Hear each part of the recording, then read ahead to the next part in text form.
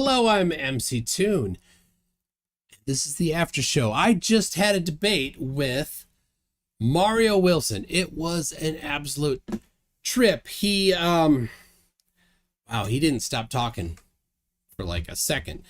But thank you everybody for coming along to the after show.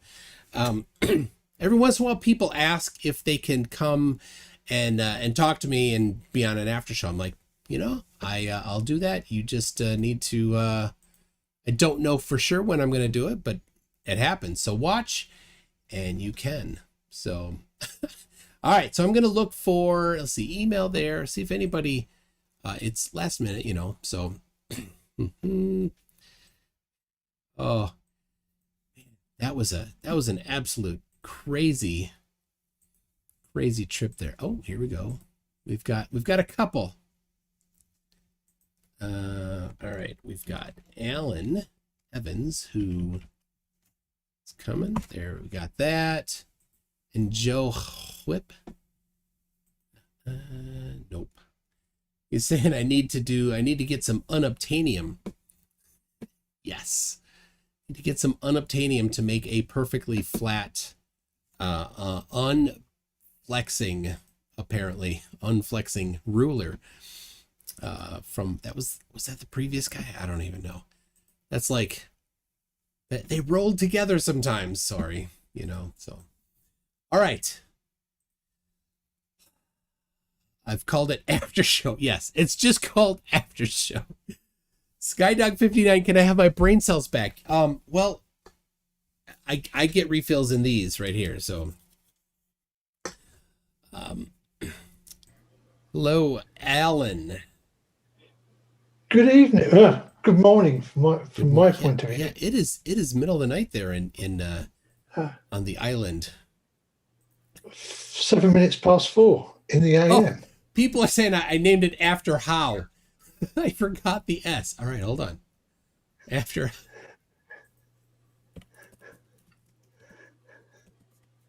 There we go. Fixed. There you go, people. Quit complaining. I typed it fast. All right. I got this going. You know what that means. Oh.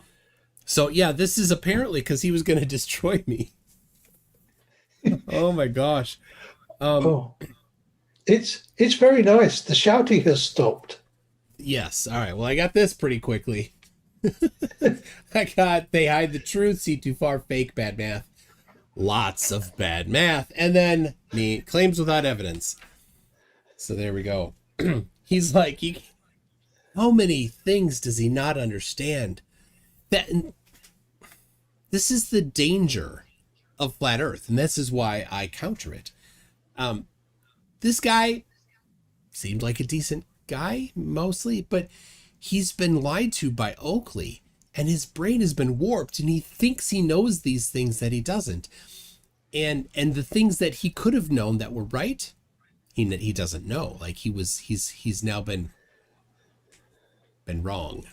I don't know. Anyway, he's been wrongified. Poor guy. Hey. So Sir Little Wolf liked him. Oh my gosh, man, Devil, can you bring Mario versus Jon Snow? I don't think that would go well. What do you think, Alan? No, not good. Oh, that would, yeah. See Brady Photography here. How you doing, Brady? He sent me an email. He sent me an email. He said, "You're scraping the bottom." I dug through the bottom of the barrel. And I got the manure that's underneath the bottom of the barrel. Yeah. So one thing I'd like to bring up regarding Earthshine photographs on the moon is there's only really two ways you can get one exactly at the new moon. Be it a total eclipse. Yeah. Or be it one of the poles in the middle of winter. Yeah. It's hard to do. You're right. Because it's the only way, because they're the only two ways you're going to get. Okay, so that kind the of moon in the sky at the new moon without the sky being illuminated. That's true. So he's claiming that the moon doesn't exist during the new moon, but it actually never is the pure new moon that he's talking about, unless you're in one of those three circumstances. Right. And an eclipse doesn't do well for flat Earth. They never have an explanation. And of course the poles, they don't understand them either. So.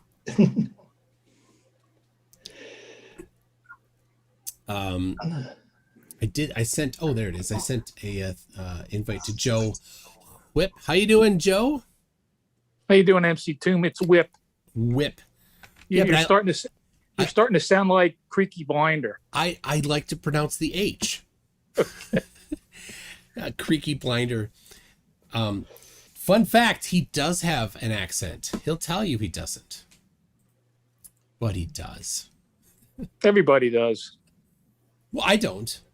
I mean, well, you're from the Midwest. Creaky does, but I don't. What are you talking about? I live in Minnesota. I don't have an accent. No. Hello, Alan. How you doing? I'm not doing too bad, thanks, Joe. Actually, if you go to Wales, Creaky isn't that bad. Oh, he's not. For Wales. For Wales. Right. Yeah, I suppose. Now, Alan, people identified your voice in the video that you did. So I'm not surprised. Yeah, so I thought that was pretty good that they. So if you don't know, a week ago or 2 weeks ago, I did a video and I wanted somebody to do like the voiceover of the legal case claims in a British accent. And Alan Evans, I thought you would. I put it on my Discord and you were the one that I was thinking of when I did that. So did it. They immediately identified Irish Demon as the pompous Corkian professor. Oh, that's funny. So thank you for that. That was good. Oh, you're welcome. I must say, MC Toon, that NASA must pay you an awful lot of money to deal with people like Mario. I wish they did. That would be fantastic. Because I would charge them a premium to deal with Mario. Holy crap! My head still hurts.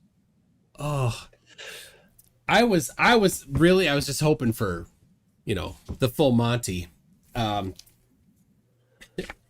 He missed a few things. I can't feel it move. He didn't say that. Oh, how bad? How bad was it? I don't know if there's been anybody that was more sure of their understanding of physics and not correct about their understanding of physics. Because I don't know. People generally they're like, they don't understand it. And they're not too like pompous about it. But man, he was like absolutely certain that he knew it.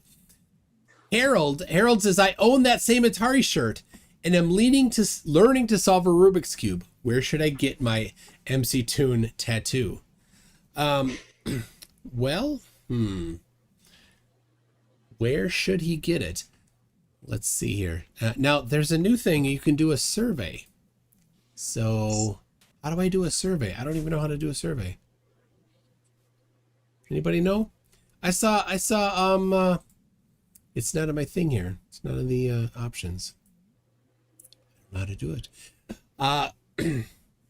People, where should Harold get his MC Toon tattoo? We've got Tramp Stamp. We've got Starboard Cheek. Somebody said call Creaky. Creaky's an old man. I mean, he's got to get his sleep. What time did you say it was in the UK there, Alan? It's nearly 4:15. 4:15. So in 45 minutes, he'll be waking up, right? He's probably already up. He's probably had to take a pee anyway. Yeah. His prostate demands that he take a whiz 3 times in the night. Yeah. Yeah, sun will be rising in just over a quarter of an hour. My God. Yeah. Harold says a giant face across my back. Yes, definitely, Harold. This thing across your back, that would be fantastic. I can just imagine the accolades you'll get when you go surfing on a lake because of tides. Well, you could surf the tidal Seven Bore up the River Severn Up the river. between England and Wales. Yeah. Oh, and when the tide comes in, it rushes up the river there? It's not every day, but at certain tides, it's about a 6 foot high tidal wave that runs up the river for about 40 miles, I believe. That's pretty cool. And people do surf it. For And 40, it's quite dangerous. I suppose. Yeah, you wouldn't want to hit stuff. So Yeah, because it brings it picks up a lot of flotsam and jetsam, and yeah. so That you come off. There's a good chance of getting hit by something nasty that's being dragged along by it. Yeah, that'd be terrible, I suppose. Andrew Roos for 10 Australian says, I'm just tuning in. Could you please tell me what debate/show was just on, and who please MC? So I can do that. I just debated Mario Wilson, who is his Papa Flurf is Oakley. I gotta say, I haven't had a lot of Oakley acolytes. And he gave me 10 things that he thinks disproves the globe, but of course it just proves that he doesn't understand physics, which is who Oakley preys on. So good night, Brady Photography. Stay grounded as well. So, all right, gotta drink more of this. And so, but somebody asked, why do I have an OSI mug?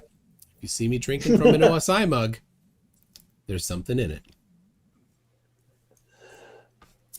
Look, there's NASA connections. Yes, NASA. So if you know who Mark Steele is, God Almighty, the pride of the UK. I sent him this very same mug. Well, I mean, a copy of it. It arrived just after Christmas. He didn't say anything to thank me for it. Shocking. Can you believe it? Terrible. Oh, that's funny. So I have a video prepped on addressing Mark Steele, because he kind of went off of some of the 5G stuff for a while and was talking about vaccines and things like that. And and that's not my expertise, so I'm not going to. Can't be surprised on that though. Yeah. I mean, he changes his grift based on what's the popular conspiracy theory of the day, so that he can get more money, right? It's timely. But he did do something last week. He went to the Durham City Council meeting and spoke about against the installation of a 5G tower in Durham, which is about half an hour south of where he lives. And it is funny. He goes Karen on them. And so I have a video on that. I've edited together. I've got the audio. I had some people, both Scythe DK and Null something on the server help with the audio, because the audio was terrible. So they helped with that. So I appreciate that. Be looking for that probably Thursday morning. And because I've been doing this thing on the action against 5G court case, which is the one that Alan, you helped with. Yeah. And how basically they're like taking all of Mark Steele's talking points. That's what it's kind of based on. Yeah. And I think they don't want to think that they are going after Mark Steele talking points, but they are. That's their thing. So yeah. And I think go ahead, John. Go on, Joe. Well, I'm a retired trial lawyer, Oh, And I, when I saw those videos about that lawsuit in the UK, I just shook my head. I can't. God, I've seen some wacky stuff filed in court, but well, that one was.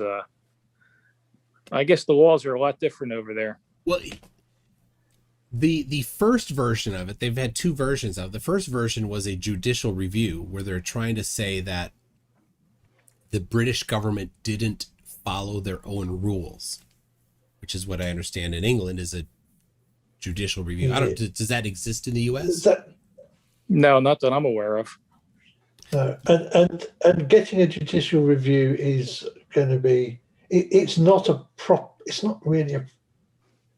It's not a court case like you would get for somebody suing for damages. It's a much easy. It's actually a much lower level of.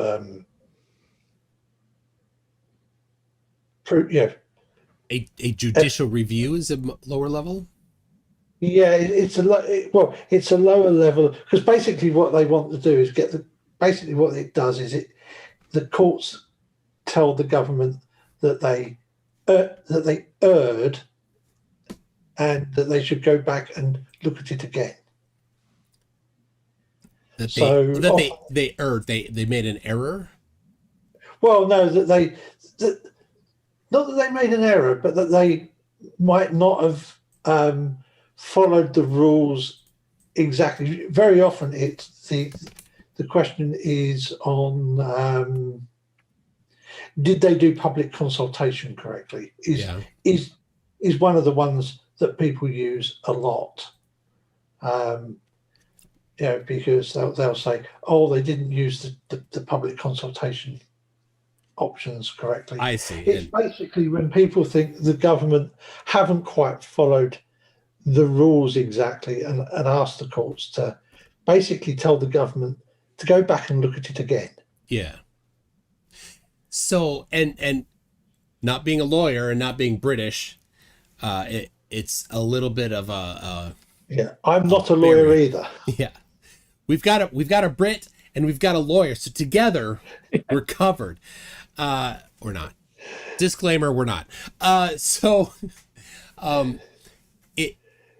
thing is, they are claiming that they didn't, in the first version, that they didn't use like an independent review. And then they complained that the International Commission on Non-Ionizing Radiation Protection was consulted, which is an independent organization. So in one of their claims, they're complaining that they didn't use an independent organization. And in another one, they're complaining that they used an independent organization. So that particular version of it has already been dismissed. So in December last year, they came in with another version of it, which they added in Rosalind Rock, and they're claiming that she is specifically experiencing harm. And to somehow substantiate that, they talk to her and they show that she's got harm. In fact, the number one thing, the way that she was harmed was zaps to her cheeks producing bleeding. Yeah, I don't quite see how that is going to because in order to get a zap caused by radio waves, you need extremely high power levels.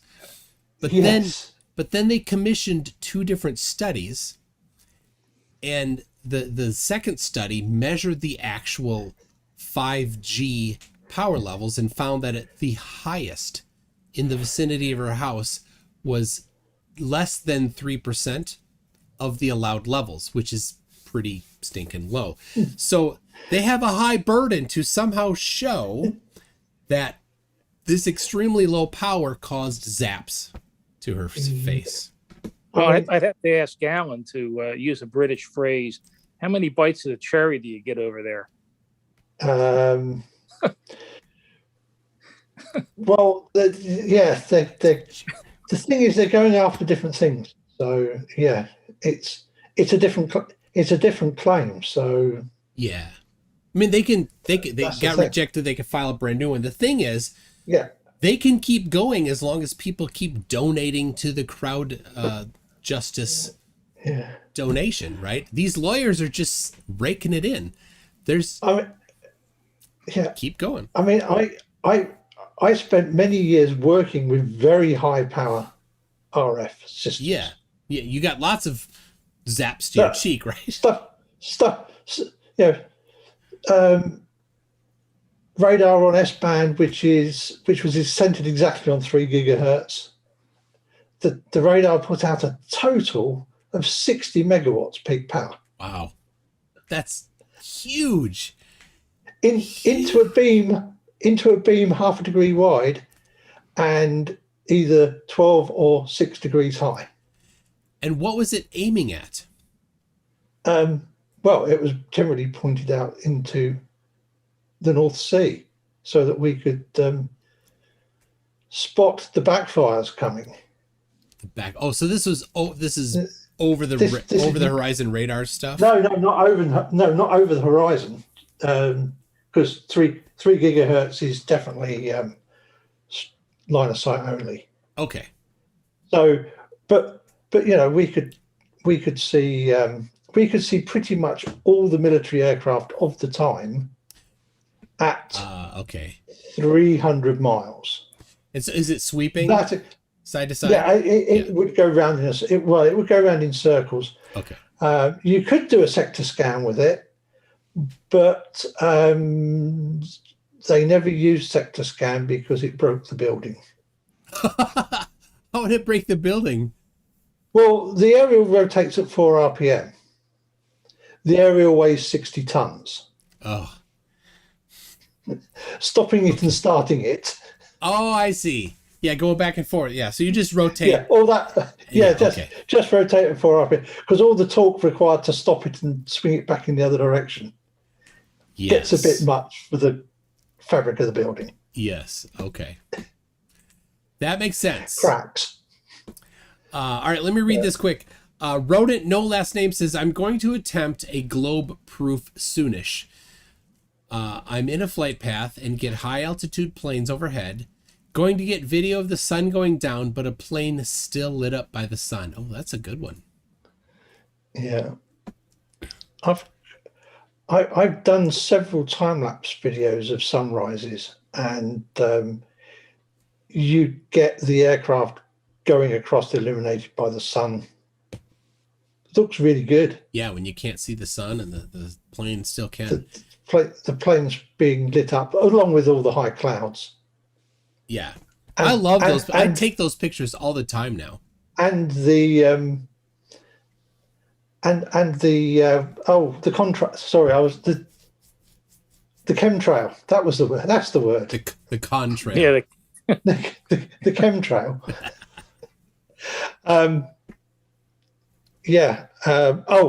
Somebody said 300 nautical miles seems like about right for an air search radar. Yeah, ground radar that's doing air search. It is, but remember, at 300 nautical miles, we can only see targets above about 60,000 feet.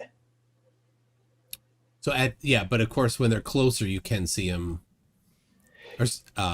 at lower elevation. Yeah. I mean, airliner wise, range is about 200 miles because of the altitude they fly at. But of course, if the Earth was flat and the angles that we point the beam up at, because You can the see it beam's not indefinitely horizontal, far. Yeah. it would. Well, we point the beam up, so the bottom of the beam's up at about half a degree.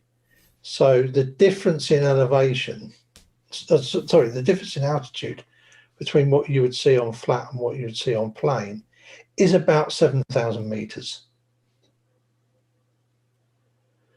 So, and never once in the entire time that I did calibration checks did we ever see an aircraft below 10,000 meters at 200 miles. Yeah. I mean, the math is pretty simple for flat Earth, and yeah, you don't. So Effed Up World is saying that, says they're beating me up here. I go, Effed Up World will stop being a flatty. There's your invitation. Oh, Well, I'm hoping to. I've been thinking about this. Maybe when SpaceX gets these the satellite links up in the southern hemisphere, to live stream the 24-hour sun on my next trip to Antarctica. oh, you've been to Antarctica? Yes, I was there in December 2019 for 2 weeks. Oh yeah, you send me stuff. Yeah, Yeah. it showed some pictures. Yeah. So yeah, I happened to be on a ship that had 50 Chinese people on it. As I'm reading about the Wuhan outbreak, that was fun. Oh yeah, a little nerd. And of course, back then, all the news was everybody's dying. Yeah, I know. So yeah, you don't know. Yeah, so we're going to go back either. We were probably we looked in January of 2022 or December of 2023. Okay. It kills me, these people who think you can't go to Antarctica and it's an ice wall and it's the most beautiful place I've ever seen. Really? And that's the 7th continent we've hit. My wife and I. Is the beauty really because of the NASA armed penguins or something else? Yeah, well, the NASA armed penguins are they're a trip, but it's just, and it's weird because it's a color combination of, when we were there, we had, again, 24-hour daylight for 2 weeks, and we had no cloud cover. It was bright, clear blue sky the entire time, and it's just, it's hard to describe. You have to see it for yourself. And you have these people that says, it's an ice wall, even though I can get on a ship and sail all the way around Antarctica. And measure the distance and find out that exactly. Find out it's not 60,000 miles as it would have to be. Yeah. And we had to rescue a yacht that was sailing around Antarctica and got stuck in sea ice. Oh. So these people just drive me insane. It's just, it's crazy. And these people that claim you can't see the curve from 70,000 feet, that's bollocks. I've been in 70,000? I've been in a military plane. Oh. And when you're up at 70,000 feet and you have the cockpit over your head and you have 360 field, you can see the curve as clear as the nose on your face. Wow. So it's just, this stuff it's annoying that people just deny reality like they do.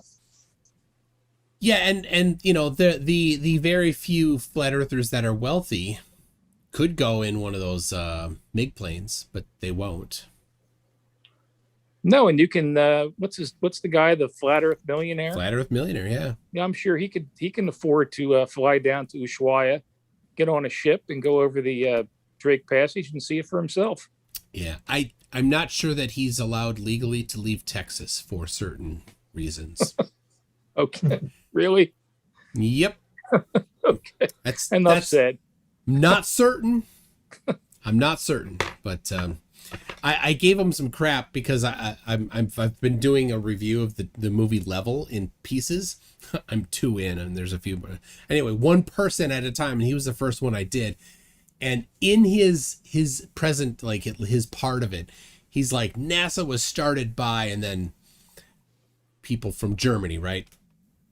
And therefore NASA is all fake, right? Which of course is a ridiculous thing. But I commented to him in the comments that because he was upset and he was all over my comment section. I'm like, hey, would you release your police records so that we can judge the rest of the people in the movie with you based on your police records, your criminal record? For some reason, he did not release his criminal record. Shocking. I've seen his criminal record. I'm not going to dox him, but I've seen his criminal record. Have you heard from Eric Dubé yet? Nothing. Lots of silence from him. So, shocking as well. Yeah. To nobody's surprise, Dubé has said nothing.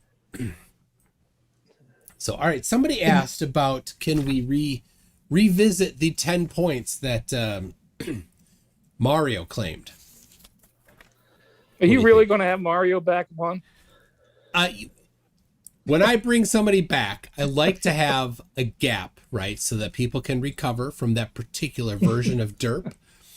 I tend to do it at a month as the minimum revisit time frame.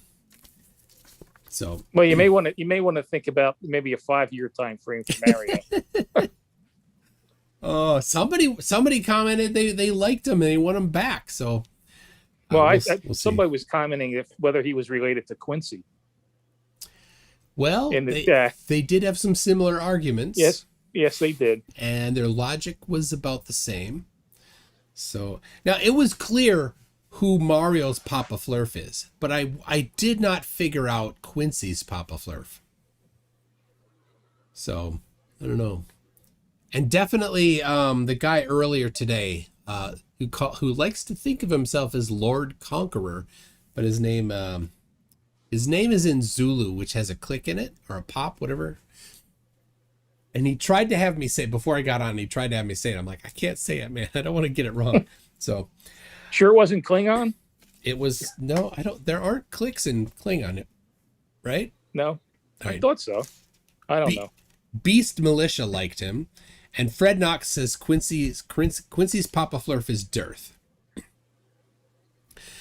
Or you can just call him Papa Dearth. I think that works then. So Well, I could say this: there's no way in hell I'd ever get into an airplane that he was flying. No. Quiddy says next time you should ask Mario if you could debate his other nostril. That was bizarre.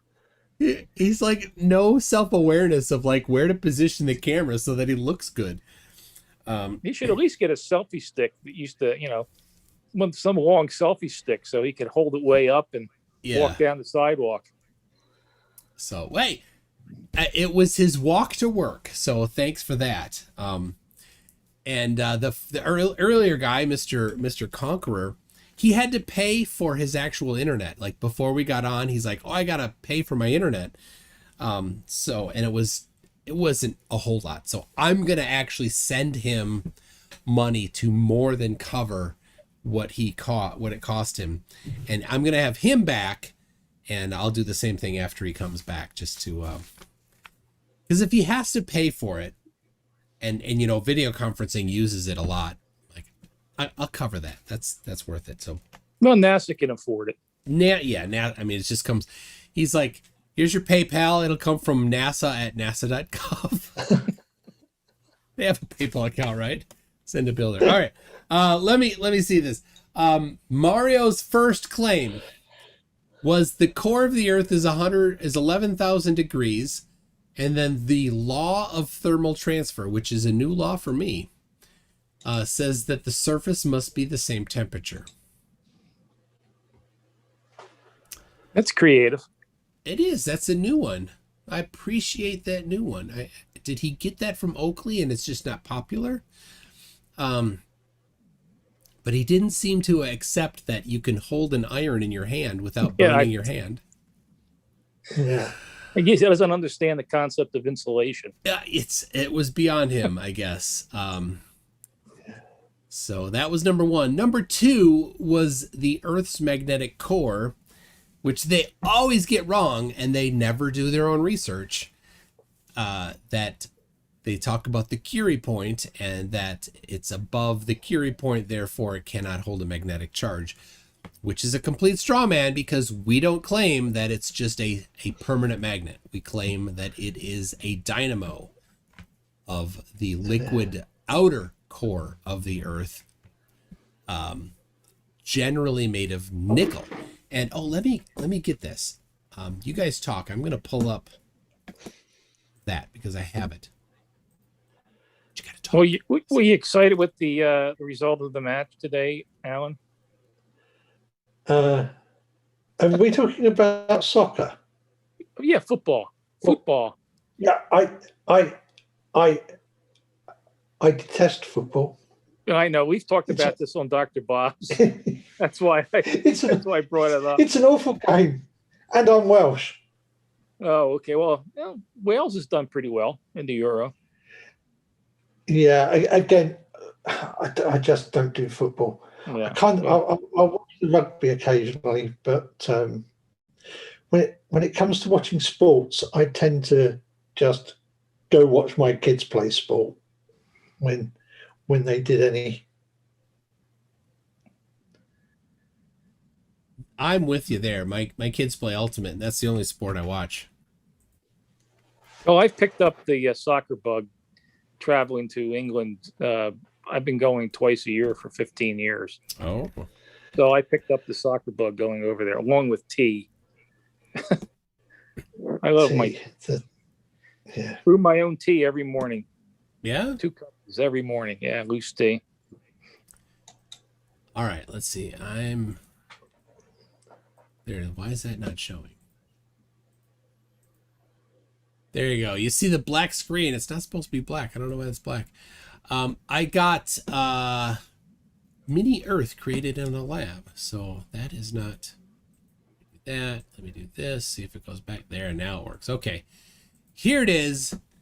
Mini Earth created in a lab, May of 2000. Hey, Flat Earthers, you're quite a few years behind here.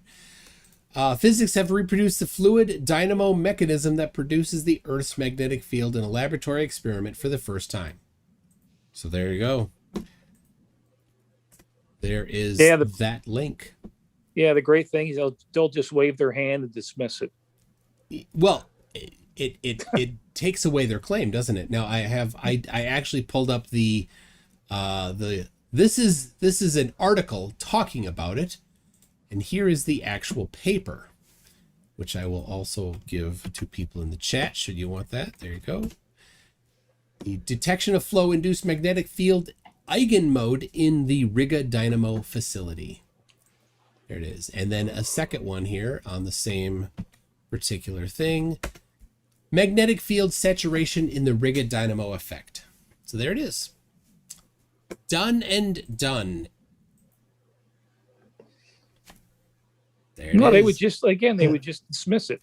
They don't understand how if they're watching NFL football games on a Sunday afternoon, how it gets to their TV. Yeah, it gets from the satellite uplink from the stadium. So satellites can't be balloons to a magical balloon that somehow doesn't move. Yeah, can't move.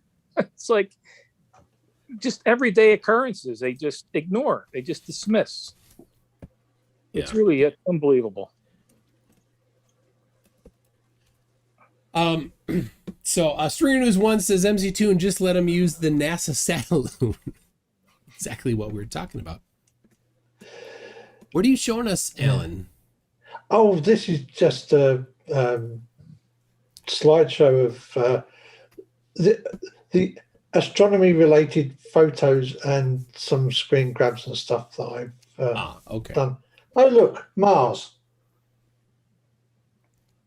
And it's in focus. Amazing. Yeah. And I might even have Saturn and Jupiter there as well. And what will their angular size be? Oh, he had nothing. Poor guy. There are photos of Mars, Saturn, and Jupiter all taken on the same evening, and they're all at the same magnification. Yes. Yeah, but Alan, come on, admit it. You're part of the Illuminati. Oh, yeah, okay. I'm part of the Illuminati.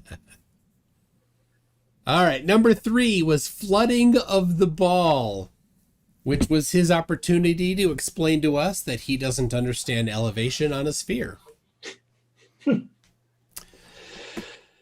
For some reason, they all think that not understanding things is a debunk. What do I say? Right here. Your inability to grasp science is not an argument against it. That's it. And I still got some. I got some. Oh, look at that. I got a stormtrooper guy in there, and a clone. Leftovers from the when I assembled the not ATST. So Yeah. there it is. All right, so that was his. Yeah. So here's the deal, Mario.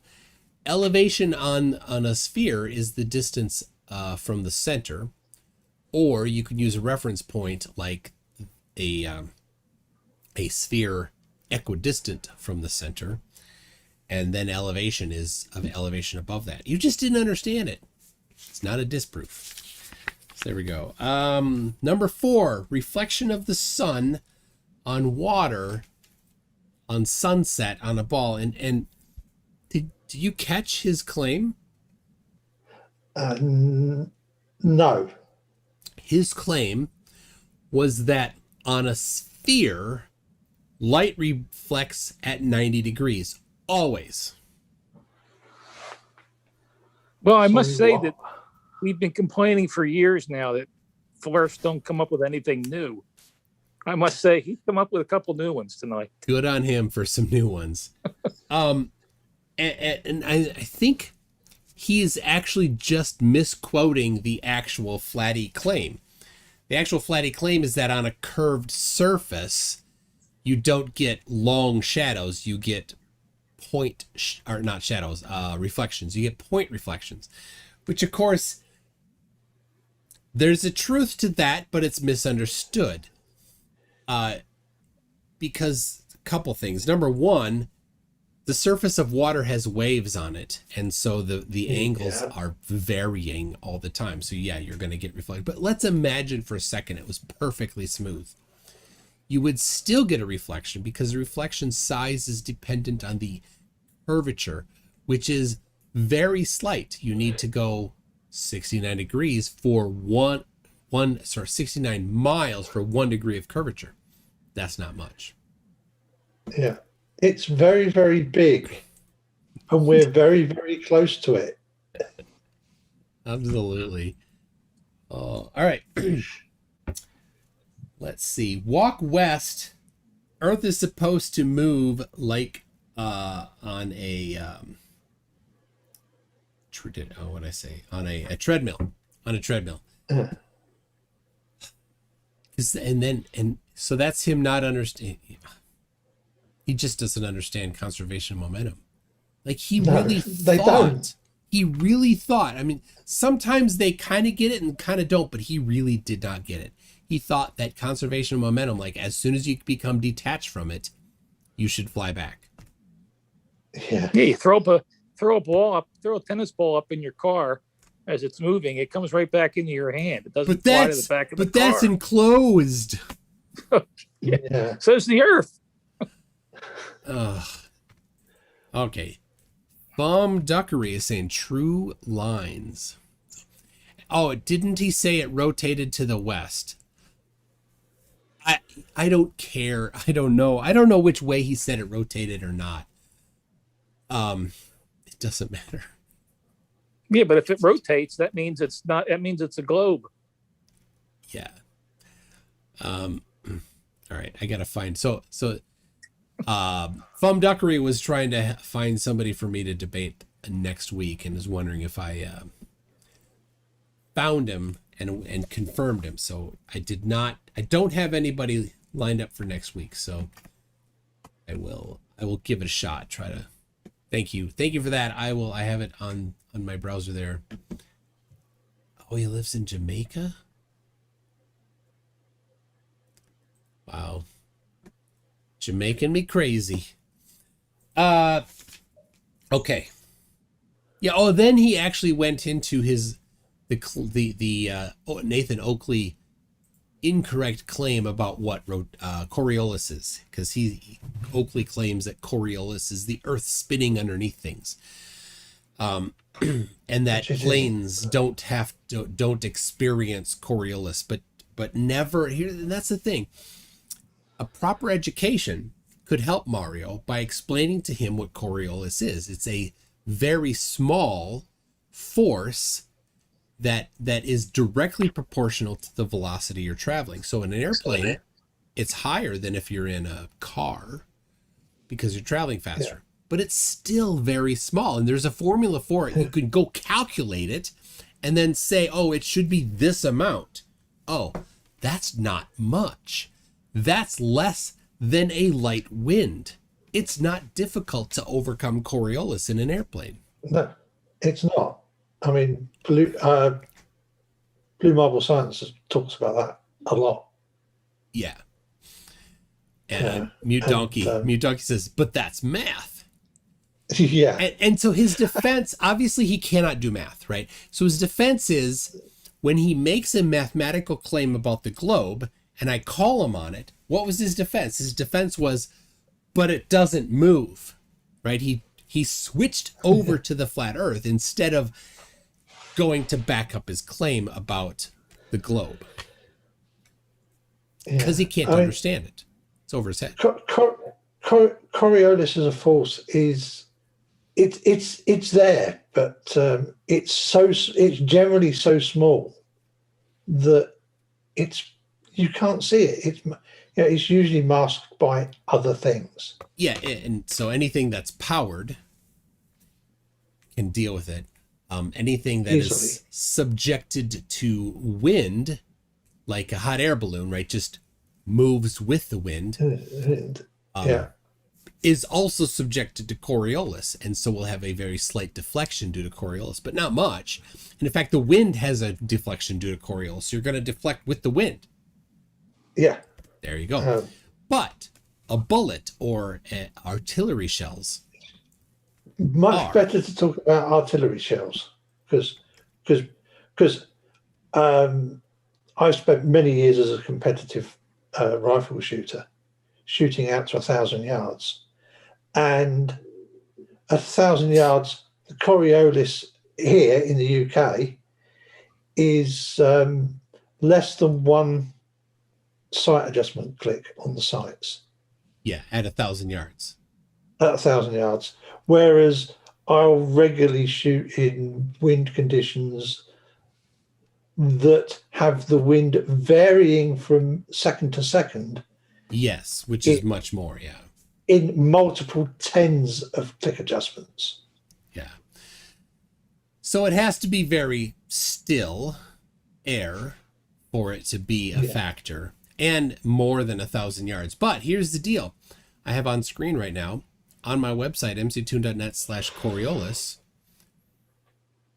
many different corrections for Coriolis for long-range shooting. But you're right, it needs to be very long. So anybody is interested, if any flat earther says snipers don't account for, or shooters don't account for Coriolis, well, they do. And here it is. We got 1, 2, 3, 4. Let's see. 5, 6, 7. There you go. 7 different examples of long-range shooting, including Coriolis in the calculations. Yeah. So if anybody says they don't account for it, they did not do their research. I did my research, and I found 7 of them. Yeah, but you're not researching on YouTube. Yes, none of these are. Well, one is from YouTube. Yeah, there it is. One is from YouTube. Yeah. So there it is. Brian Litz, who wrote this book here, right? So Brian Litz wrote this book, and then he did a video in it. So there it is. But you're right. The effect is larger for artillery. So guess what? I got artillery too. I did my research. You did indeed. So there it is. So people, if you got mctoon.net/Coriolis, there it is. So I got a few different ones here. 1941. 16-inch guns. There you go. And you got, here, it's the tables here. You've got the production of firing tables for cannon artillery. This is from Nathan Roberts's 44 documents of that he thinks where it's NASA admits the Earth stuff. It actually includes, the poor guy, he debated me, brought up these very documents, and I'm like, oh, look at table H and table I. They talk about Coriolis and rotation of the Earth. Oh, crap. He had no answer, Poor guy. I laugh. Is he still a What a thing? sh- He is, but about a year ago, little more than a year ago, he was planning on he was going to do a convention, a flat earther convention. And then COVID hit and he canceled it. And it's funny because he was asking, how are you going to ensure that we are safe from COVID during this? And that was his justification for canceling it.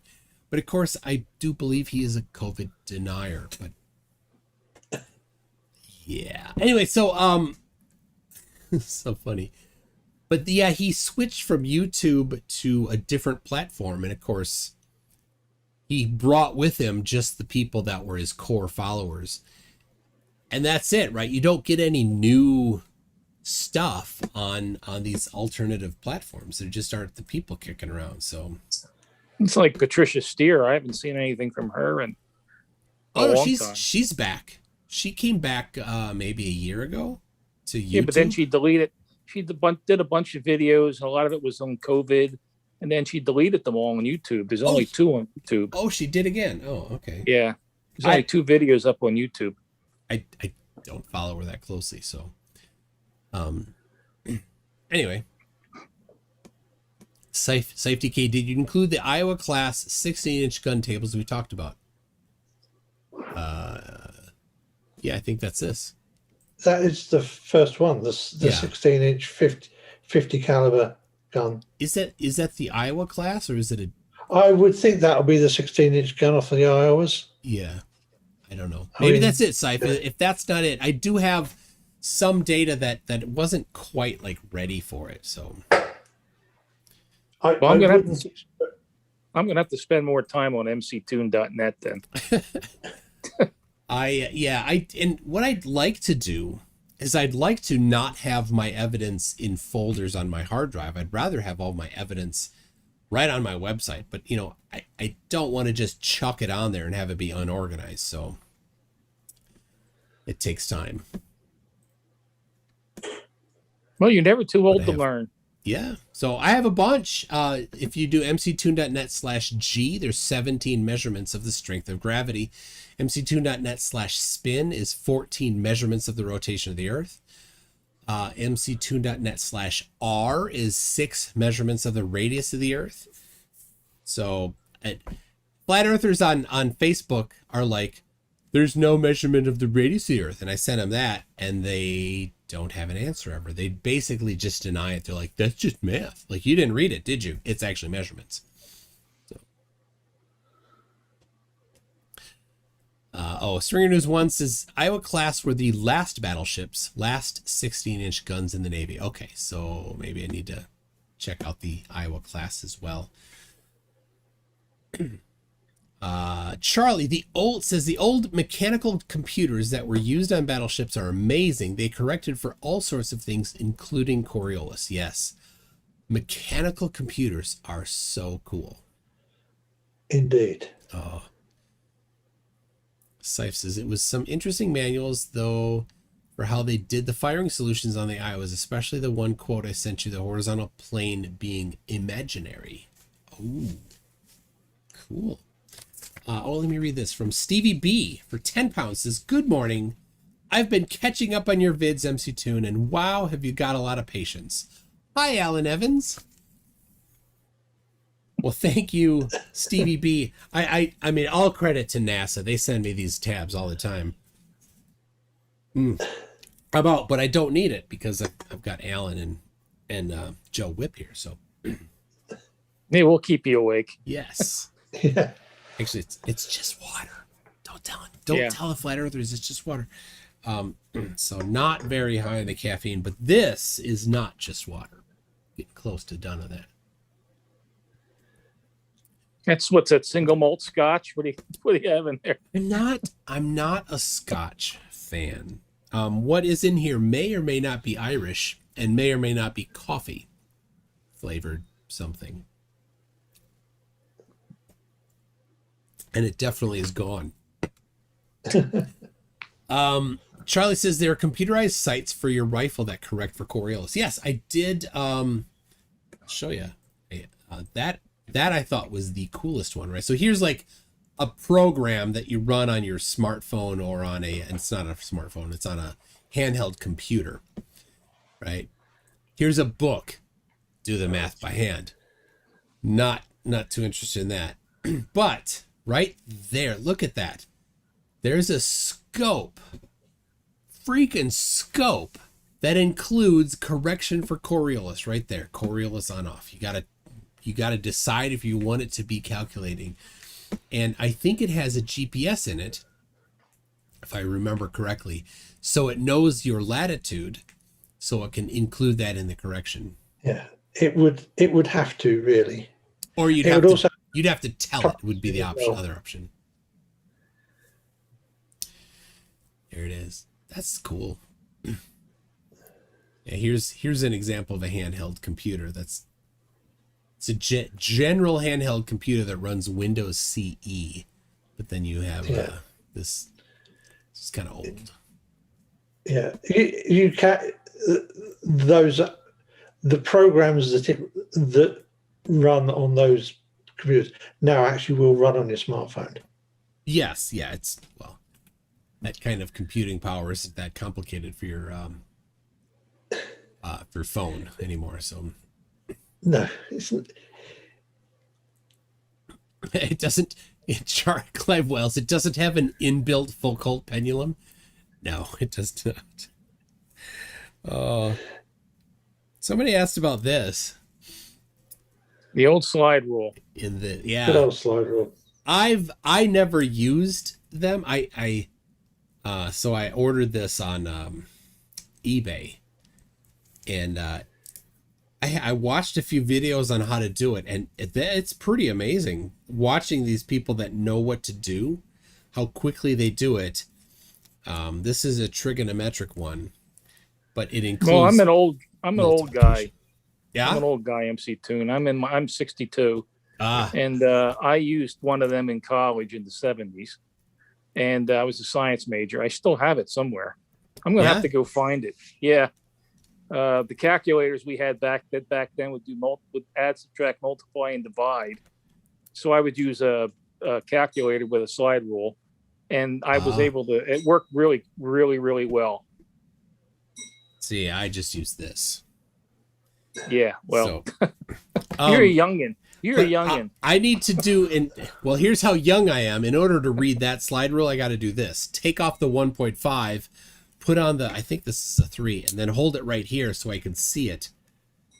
That's what I got to do. There it is. And now everything's blurry because it's too far away for these. Better. There we go. Well, it could be worse. You could be using an abacus instead. I could be. Somebody asked, have I seen the circular ones? I have. I'm just not enough into a slide rule to go get a circular one. I can't actually use this one very well. I got to look it up every time I use it. So my kid has my son is taking flight school, and he somebody sent a flight calculator, the E6B, sent me to give to my son. He was super excited. So he's going to use it for his he's planning to use that as a backup when he takes his private license test. So he's not taking lessons from Quincy, though, right? He is indeed not taking lessons from Quincy. Oh my gosh, can you believe? I think if I had Quincy as an instructor, I would be asking for my money back. That's the thing. Like, he works for a school. Yeah. And to be fair, you can teach what you need to teach, and he knows what he needs to teach. But he doesn't understand what he's teaching. That's the thing. Well, I just hope whatever school's employing him doesn't see his YouTube videos with you and whoever he was on the other day with. Yeah, with FTFE on Monday. Yeah. Yeah. Somebody may tip him off, you know. Jeez. I'm like, I don't want somebody to get fired, but my goodness, dude. So Wolfie talked to him about the maps, and Quincy's like, maps are flat. And Wolfie's like, yeah, but they're projection. Don't you know that they're a projection? Like, he didn't know that the maps that he uses to chart routes or to plot routes are based on a projection. It says right on it, Lambert conformal conic. He did not know that. Yeah. What's he expect? You take a globe and you fold it up and put it in your pocket? I mean, he thinks, come on. He thinks the earth is flat. So he commented on something on Facebook today on one of my posts. And I don't know exactly what it was, but I said, hey, show me the route for QF27 on a flat earth. So QF27 is the flight between Santiago and Sydney. It's actually Sydney to Santiago, and QF28 is the return trip. If the earth is flat, then it should be quick. Here's the route. You got nothing.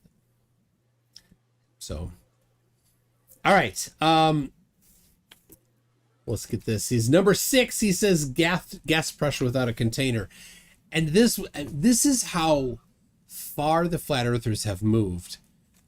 Like, some flat earther back a couple years ago came up with twisting the second law of thermodynamics into suggesting somehow that the vacuum of space was incompatible with the second law of thermodynamics. But here's what happens. Here's what has happened now.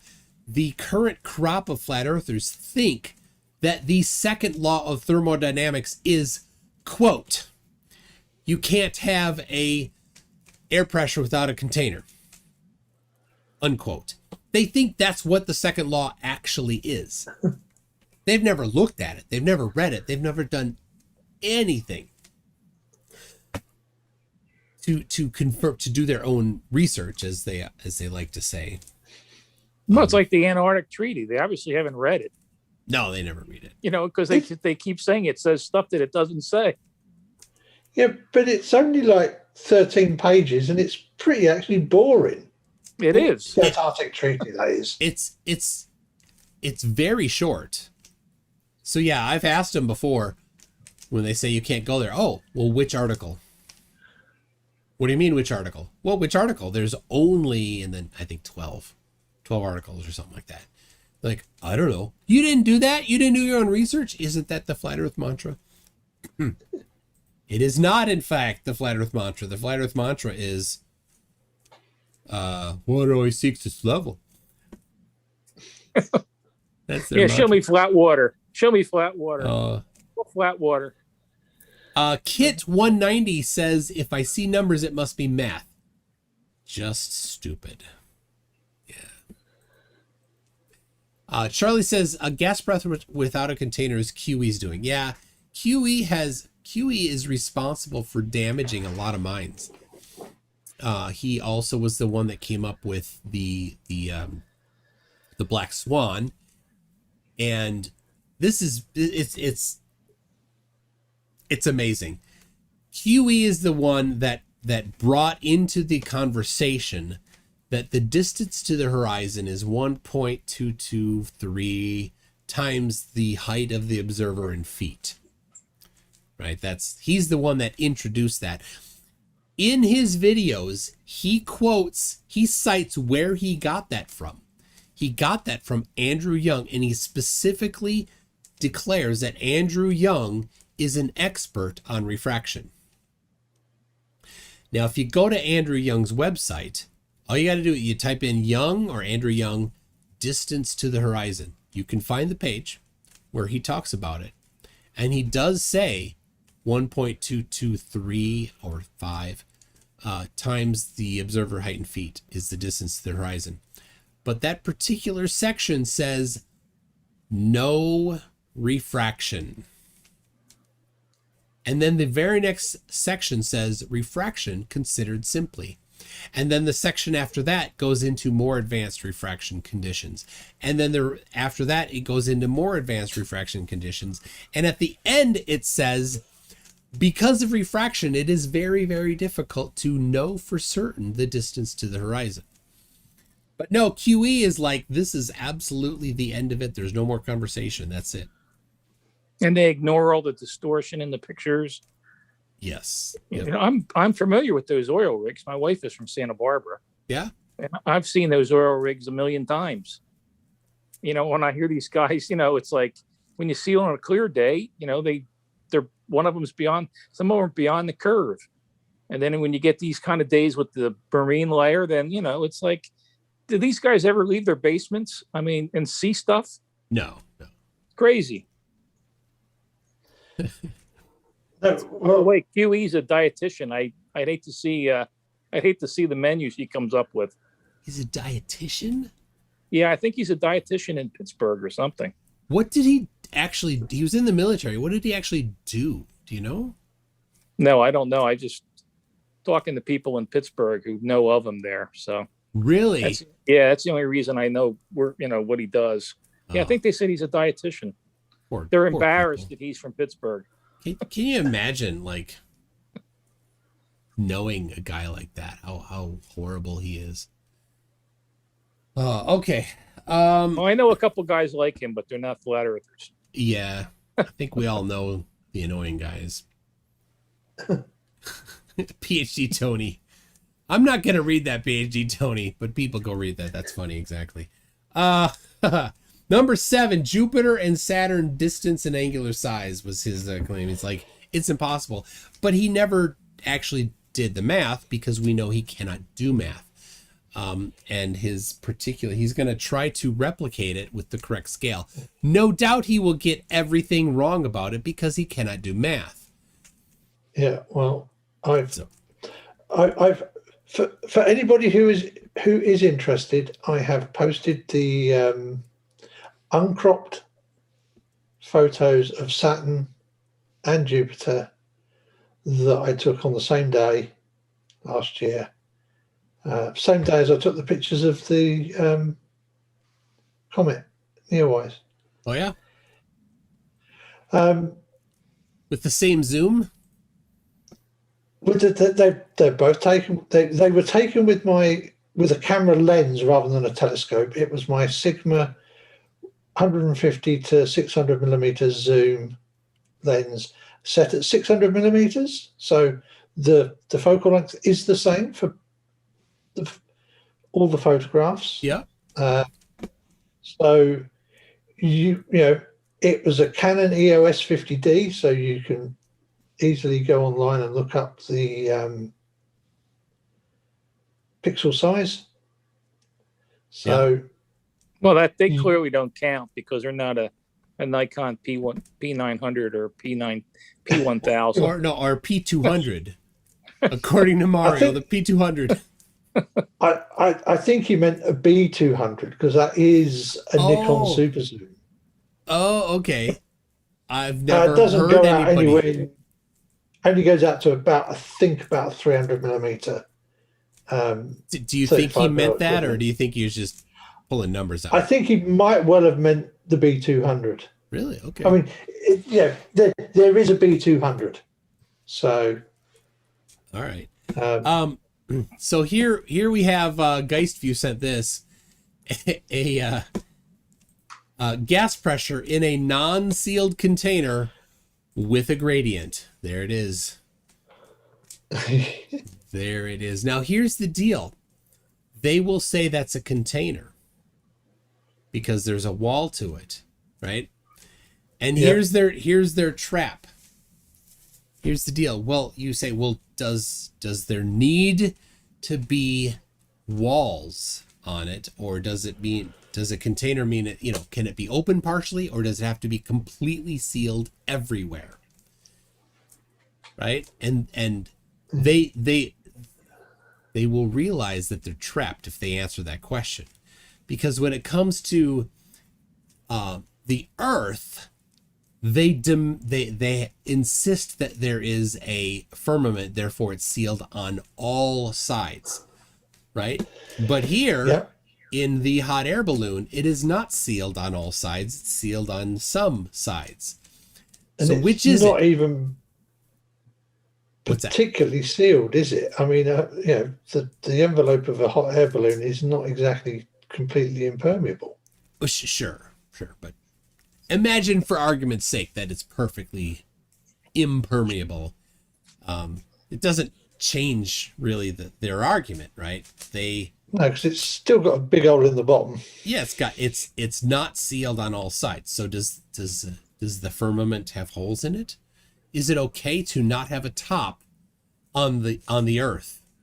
No, it has to have a top. Okay, so then this is not a sealed container that we're looking at. Oh, but it is. There's a container, but it's not sealed, is it? They'll go in circles. If you remember, if anybody was around when FDFE debated water is always level, I was pressing FDFE to ask him that question, and he would not answer it. Water's always level would not answer it because he realized he was trapped. So, Phil Bell, how do you find these geniuses like Mario? They're on Facebook. This guy, I actually made a post.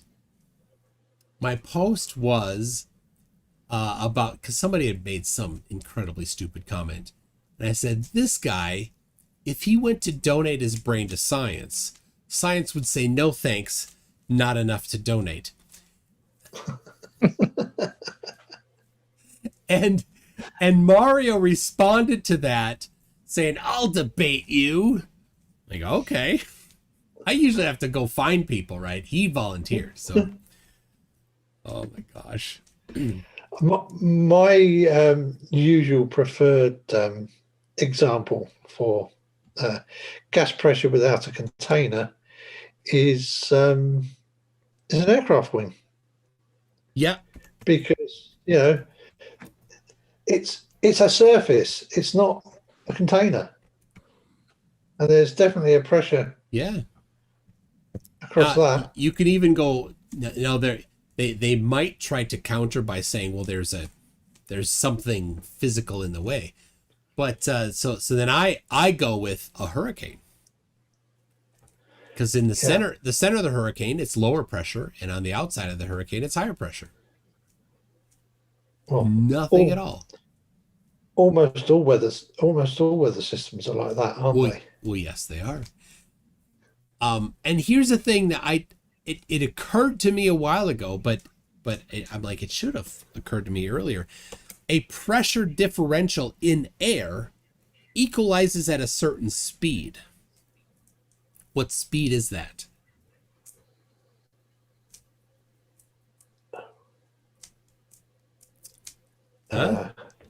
People in the chat? Professor Phil Bell is here. Come on, Professor Phil Bell. What speed does pressure disequilibrium equalize at? Mr. United for the Children got it right. Virillion got it right. Baryon got it right. PhD to it's the speed of sound. Not the speed of smell. Sound is the speed of smell. Sound is a pressure differential. It travels at the speed of pressure differentials, which is sound. Oh, Extra J, can you recommend to FDFE to have a discussion with this Mario guy? That could be pretty fun. Here's the thing, Extra J, FDFE and I always are exchanging contact information because it is hard to find these guys sometimes. So yes, I definitely will. And we're like, we talk to each other, please don't break him, because I want him in a couple weeks. So like, I broke Stephen Patrick. If you watch my debate with him, he's not commented on YouTube or on Facebook anymore. FDFE sent him messages, silence. I sent him messages, silence. Like, the guy ran away after he debated me because I think he was just incredibly embarrassed because he wrote this book on flat Earth and the basics of it were wrong. Like, he claimed that the sun moves at 4 degrees per hour. 4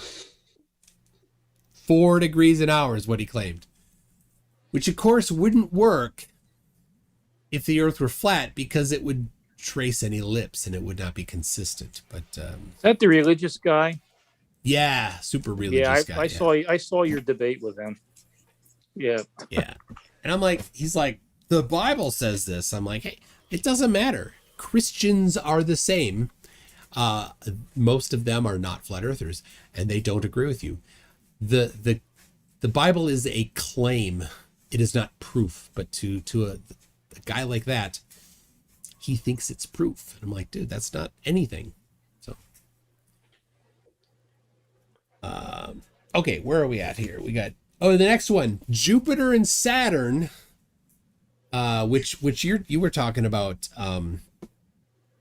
Jupiter and Saturn, the angular sizes are wrong, which of course he didn't. It's a quantitative claim, and he's never done the math, so he can't actually make that claim. And the other thing that that they all forget is that because they are points of light, it doesn't matter that we can still see them if they're bright enough. We can still see them even if the angular size is smaller than we can resolve. Yes, with your own eyes. Yep. And of course, and we can point. Yeah, go ahead. Telescopes and stuff at them and measure the angular size. Yeah. But that's math, and math is kryptonite to flatties. So now I watch these guys. You talk about pictures of stars and planets and how they always show you these out of focus videos that take on with their cell phones. Has anyone ever just taken their cell phone and taken video of a street light that's out of focus? Well, most of these are actually P900 and P1000s, which are consumer grade cameras that they just leave in autofocus mode. And if you know anything about photography, if you have a black feel like the sky and very tiny points of light, it cannot easily focus. It hunts around for focus. It's a nightmare focusing on stuff.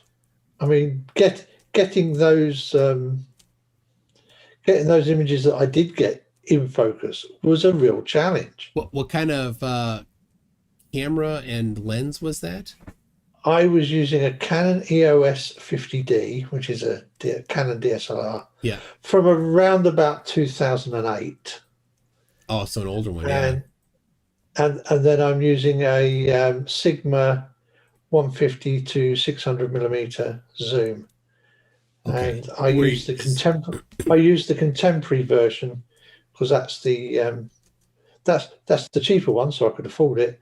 But it's also lighter, which, given my health issues, is also important. Oh yeah.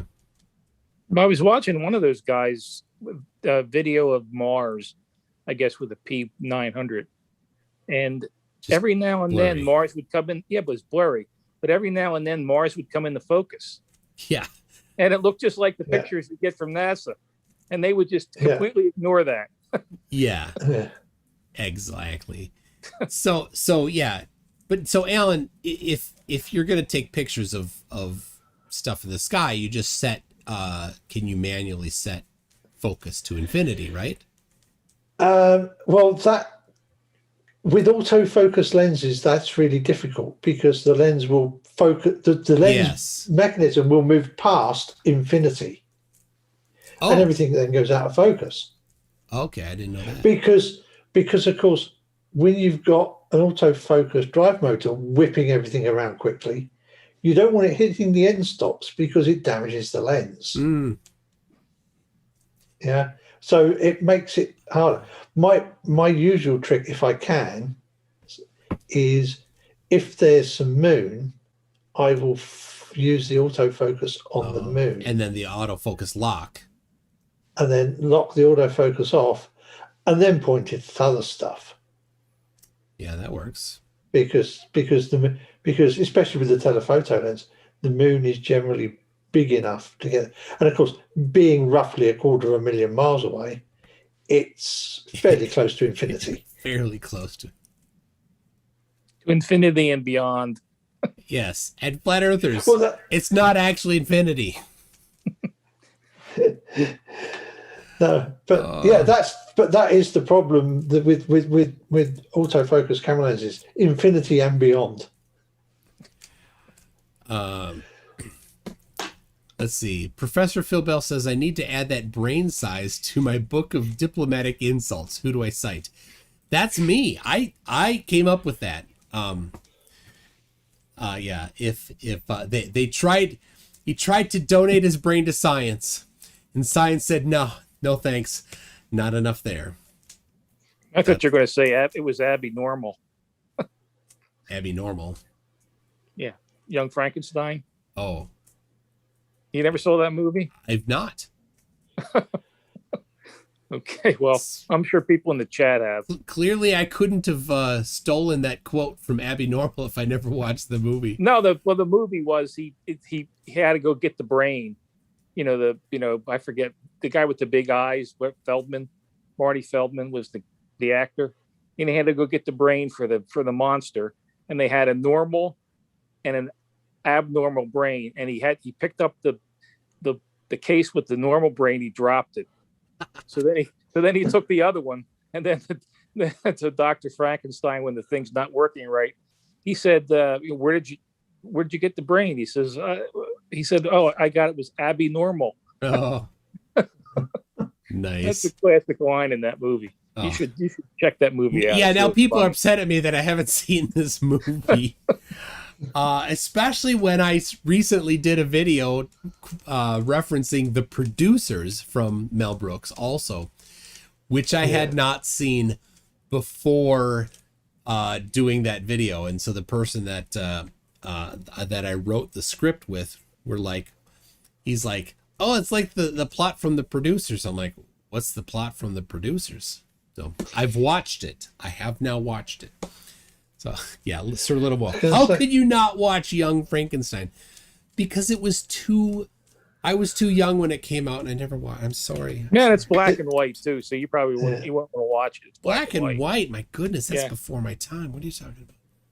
Yeah, I remember asking my mom and dad, "Hey, what was life like before color was invented?" Because I'd seen their old pictures. It's funny. My kids, when they were young, they would say to me, "Dad, what were your favorite DVDs when you were young?" We had like 4 TV channels with a rotary antenna on the roof. That was all about you had. And the worst was when the president was talking, because he's on every channel. Every channel, yeah. How could I watch BJ and the Bear? He's on every channel. You had 4 channels? Luxury. We only had 3. Well, yeah, that's true. We only had 3. I don't know what 4 you had, but I only had 3. ABC, CBC. Well, we had 3 VHF ABC. channels, and then then we had like 1 or 2 UHF. Oh, channels. the UHF. Yeah, U62 is my favorite. I like to watch Fun with Dirt. We had BBC 1, BBC 2, and BBC 3. No, not BBC 3. Independent television. Yeah, ITV. Which was ITV because it had adverts. But I used to really like BBC 2 because they broadcast the programs for the Open University, which is a distance learning university. Oh, yeah, yeah. And I mean,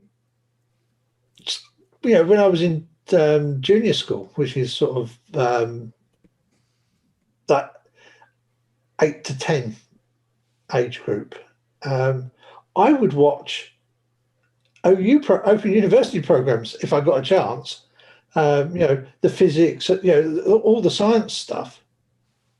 Might not have understood it very well, but I really enjoyed it.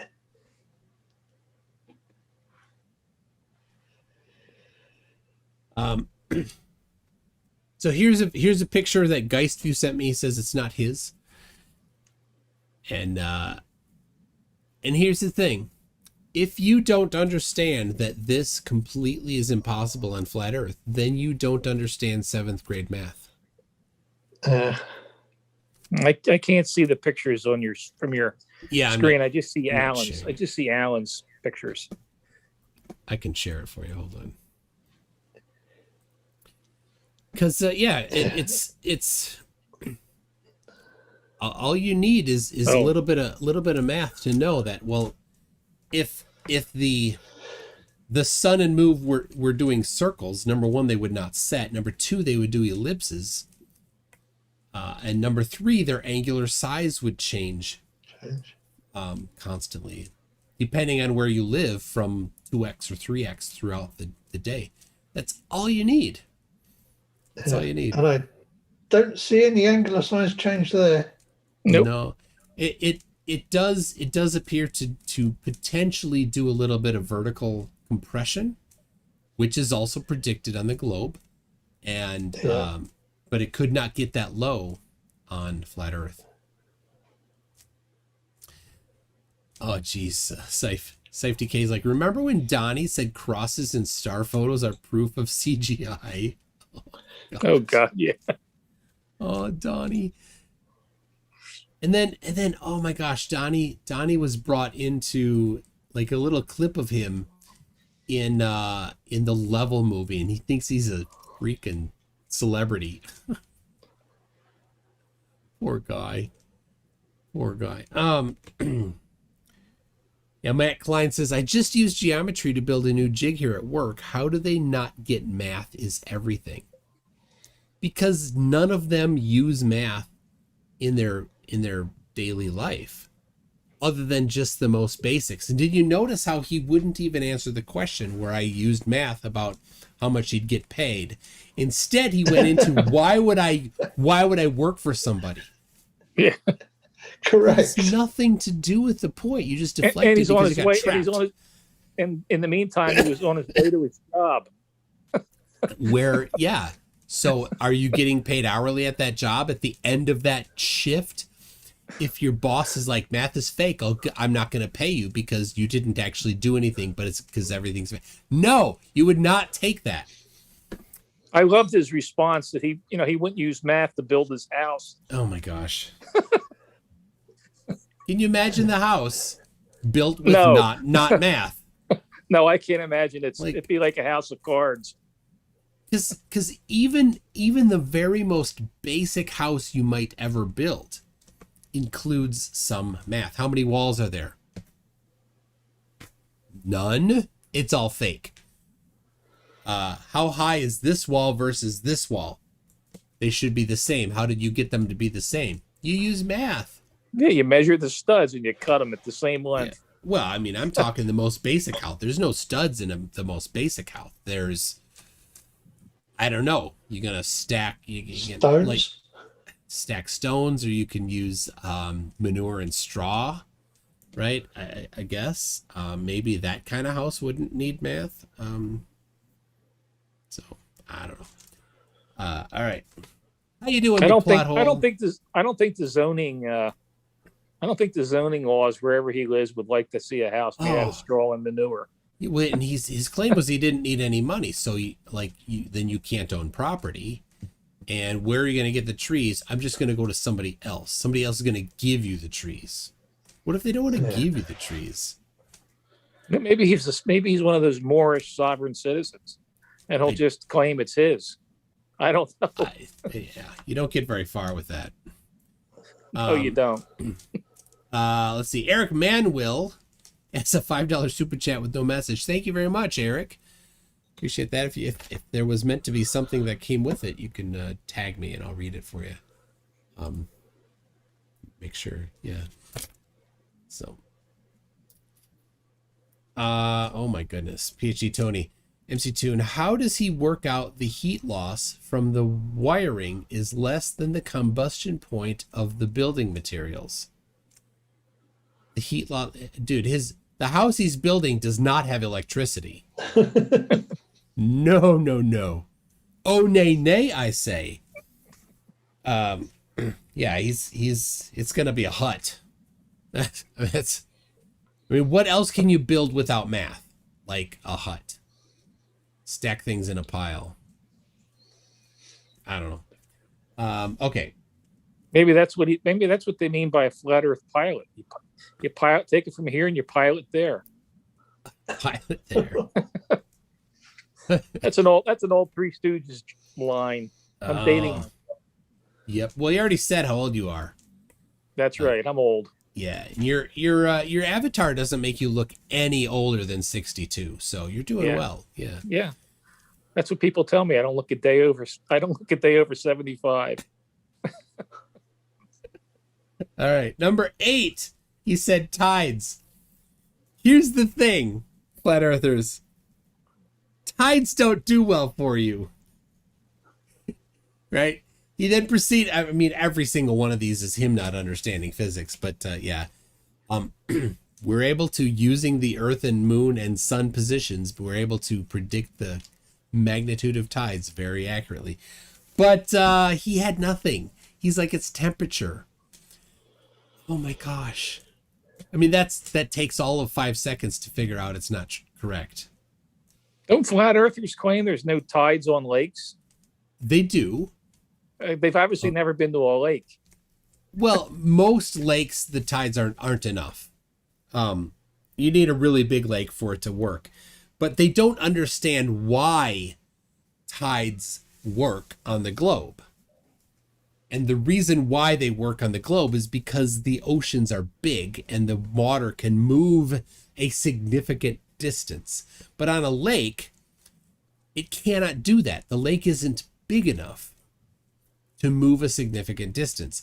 Lake Superior is, partially because it's an east-west lake, and partially because it's so big. So that there is tides on Lake Superior, but they're very small. On Lake Michigan, it's a north-south lake. And tides are an east-west thing. So there isn't as much opportunity on Lake Michigan to have tides. Yeah, I mean, there's barely even any there's barely even any noticeable tidal movement in the Mediterranean.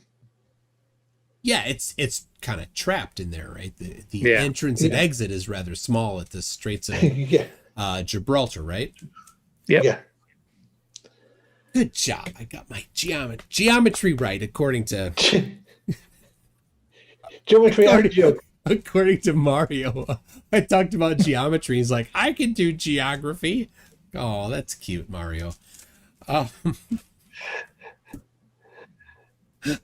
He got those. I also like when they mess up astronomy and astrology.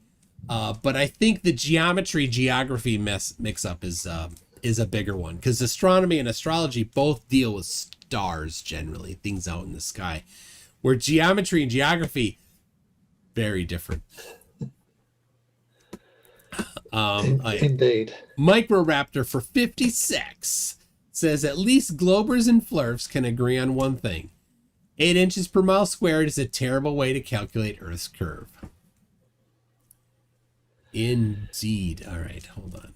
Syfe says he sent me something. Let's see what he sent me. What is this? Amish space station analysis of level. What? Oh, this is awesome. All right, hold on. I'm gonna. Oh, this is awesome. All right, hold on. All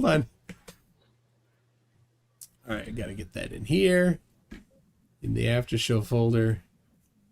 Drop it in here. All right, this is thank you, Syfe. This is hilarious. So this is the review of Level on IMDb. Level being the Flat Earther, the recent Flat Earthers movie. The Amish review, Amish space station analysis. So I don't know how the Amish have a space station, but that's amazing. Of Level. Parents Guide, content rating. Oh, that one there. Severe. Violence and gore, severe. Profanity, severe. Alcohol, drugs, and smoking, severe. Frightening and intense scenes, severe. There you go. In the storyline, well-known shill Eric Dubay and his motley gang of, I don't know, something else. So there you go, people. Go give that review a thumbs up. That's awesome. That's awesome. Okay. Number 9, moon phases. I was hoping that for moon phases, he was going to ask, how can the phases of the moon be caused by Earth's shadow? Oh, I love it when they do that. And then I just start laughing at him like, that's what I was taught. That's what I was taught. Like, I don't care. That's what you were taught. You got it wrong. Oh. So yeah. Moon phases. You go ahead. That's what they were taught. If that's what they were taught, they need to sue their teacher for malpractice. My guess is that's not what they're taught in school. That might have been what some other person told them, or that might have been just something that they kind of pieced together somehow. But yeah, that's definitely not what is actually taught. You won't find that in a science book. No, but it is not. It's not an. It's not uncommon. No, it's not uncommon, and it is kind of the first thing that, you know, as a child. That's the first thing that gets in your head, isn't it? That the moon phases must be the shadow of the Earth. But yeah. But that's no excuse for an adult thinking that's what it is, thinking that it's a disproof of the Earth, of the globe Earth, because do your own research. Right? They didn't do their research. So no excuses. If you're going to make a claim about the Earth not working, you've got to get the understanding right. The first step is to understand it. If you don't understand it, you're not going to debunk it. You debunked not Earth. Whoop-de-doo. All right, Geistview sent me a link. Let's see what that is. YouTube, you got some things to work on. It sends me to this creator studio. How do these forests, some of these forests even get through a day? Well, they don't work on jobs that generally require them to be very bright. I'm surprised some of them can figure out how to get out of bed in the morning. Oh, you know, gravity doesn't exist, so they can't just roll out of bed and hit the floor. Yeah. Well, here's the thing. They go on and on and on about the laws of nature, right? But gravity is a law. They just say nuh-uh. So, all right, here is moon refraction from Geistview. Ooh, big crescent moon coming down. Oh, that's amazing. That's a lot of refraction going through those layers there. Ooh. Sorry, I'm having to wait to see it on the stream. Yes. So, all right, I will... I'm going to save that one, guys. That's fantastic. Give me a second while I dig up where it goes. Oh, man. Evernote updated their app, and it's slow as can be. It's so incredibly slow. What are these guys going to do when SpaceX lands the big Starship on the moon and sends back 4K video? They'll deny it. It's the ones that believe it right now. It's a religious belief. They generally won't. They won't accept it, right? All right, hold on a second. I'm gonna add a new note for Geistview. They will not accept it. So, you know, I don't care to. For most of them, try to convince them, right? What I want to do is protect people from getting into it in the future. And the actual end of flat Earth, I don't think will happen until enough people have been to space that everybody knows somebody. And when a flat earther says, hey, the Earth is flat, they say, I'm sorry, my Uncle Billy just got back from space, and I trust him more than I trust you. So I think that's the end of it. But we'll see. How far away is that? It's probably a ways off. I don't know if when Richard Branson starts doing those suborbital flights, I'm tempted to buy one and go up myself. Yeah? Yeah. My wife won't do it, but I think I will do it. I would love it, yeah. Yeah. It's only about 20,000. Only 20,000. Well, what am I going to do with all my money? Give it to my kids when I die? I mean, I might as well spend it. Yeah. Hey, you can't bring it with you, so that's right. Spend away. Yep. That's funny. All right, let me see. That was tides. All right, yeah, tides don't work for flat Earth. They have no explanation. Nothing. The main kingpin flat earthers explanation for tides is that the waters rise as the gentle rise and fall in the bosom of the deep. Seriously, Eric Dubay, that is your lame explanation? No. The bosom of the deep. Yeah. It's the gentle rise and fall. Something on the bosom of the deep. All I can say is he said bosom. That's all I get from that. Yeah. Well, there is that guy who famously said, tide comes in, tide goes out. Tide comes in, tide goes out. That's his Simple. explanation. Yeah. Yeah, that was, I think, one of your senior politicians on like Fox News or somewhere. Like that's the flat Earth explanation? No. Yeah, but he was. I think he's I don't know, creationist, something like that. But I'm sure it was one of your senior politicians, and he basically, when asked about the tide, it was like tide comes in, tide goes out, simple as. Yeah. Whatever. All right. Syph is like, isn't it fun how flurfs go on about the first law of thermodynamics? The second is what they go on about, right? But their claim about moonlight cooling violates the laws of thermodynamics. Yeah. Yeah.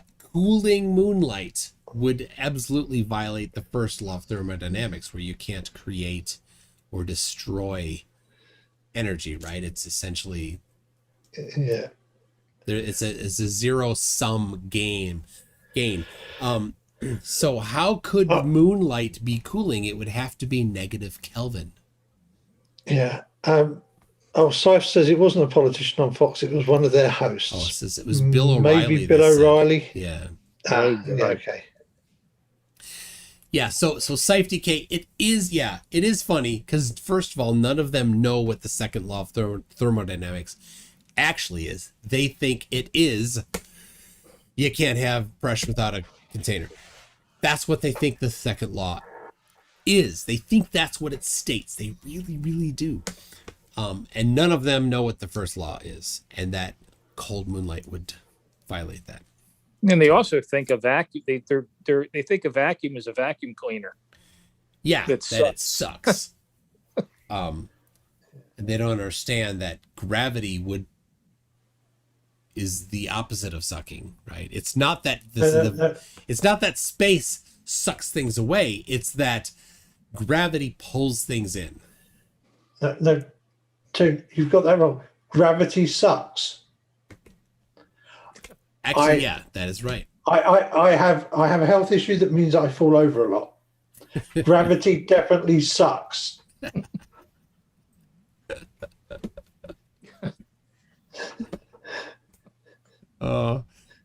Because falling over when you're sober really hurts. The mind picture that you just drew in my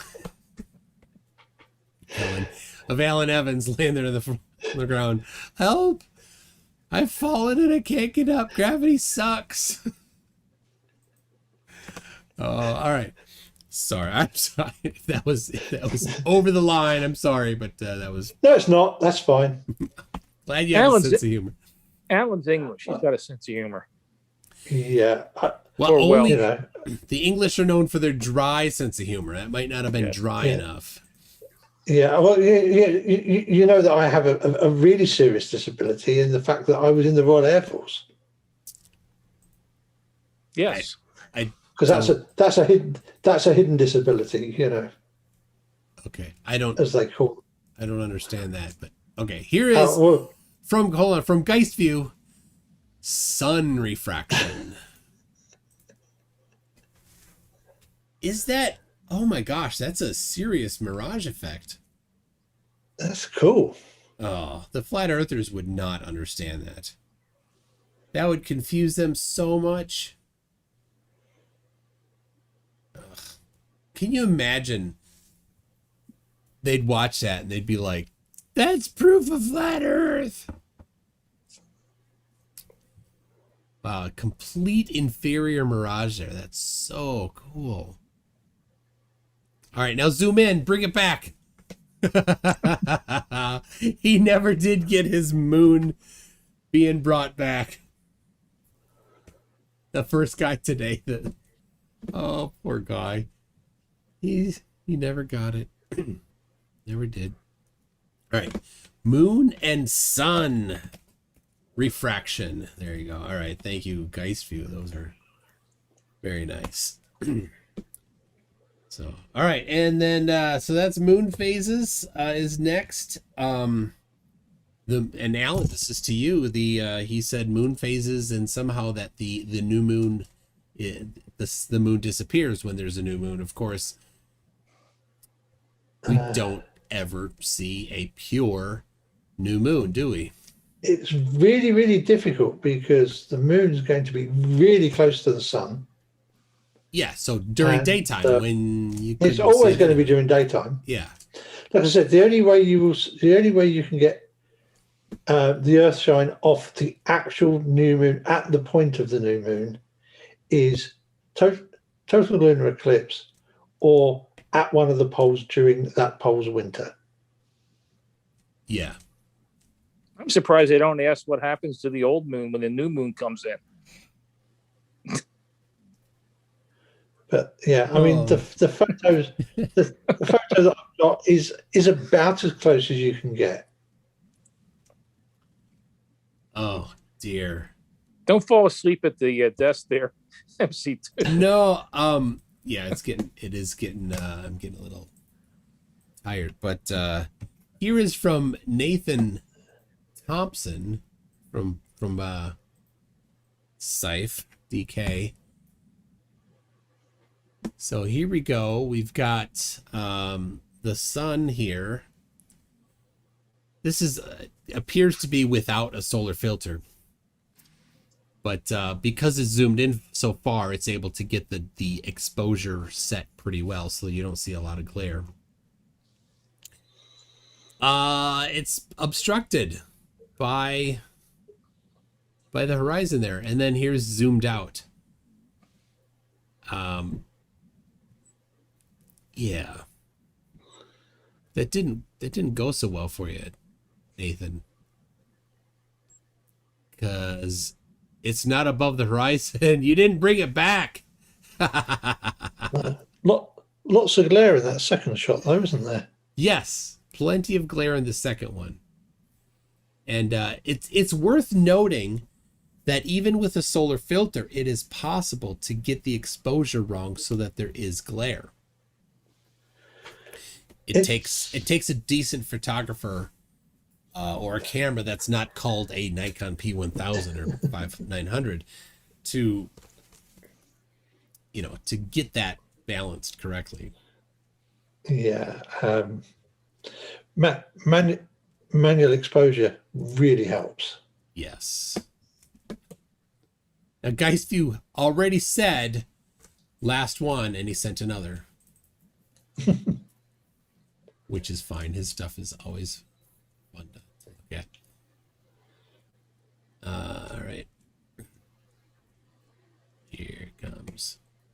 it's sunset. Is that that looks like it's a little glary? Is there a solar filter on this one, Geist?